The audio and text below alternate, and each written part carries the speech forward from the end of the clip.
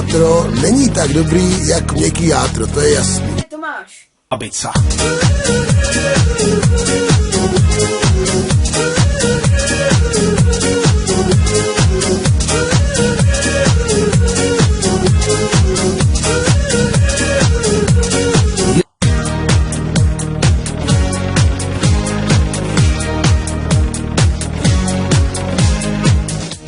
Tak jak mohl vzniknout název Sekaná? Vydedukoval jsem si, že ty mašiny, ty strojky neměly, proto to maso vzali, rozsekali ho, udělali si takovou mletinu, no a z toho si udělali sekanou. Tomáš. Jaká babica?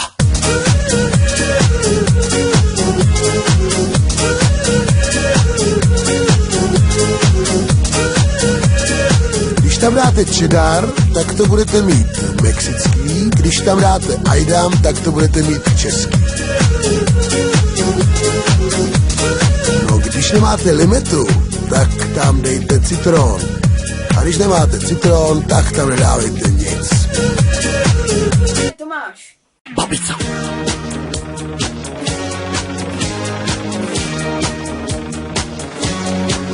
Nefandím čirejm vývarům, já fandím... Seru na...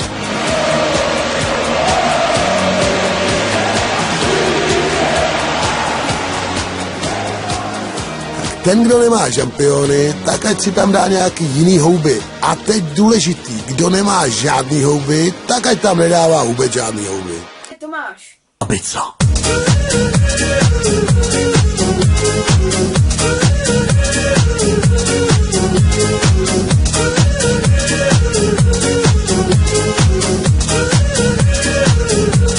Tomáš. Tak taková kurkuma, to je japonský šafrán, ale který se používá ku podivu v Indii. Je to v podstatě takový barvy. Tomáš. Babica.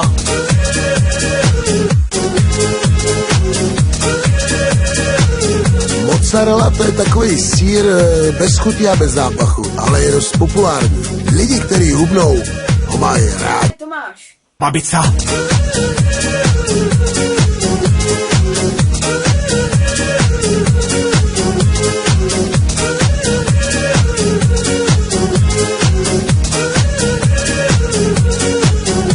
Tak alkohol měřím na panáky a ne na centilitry.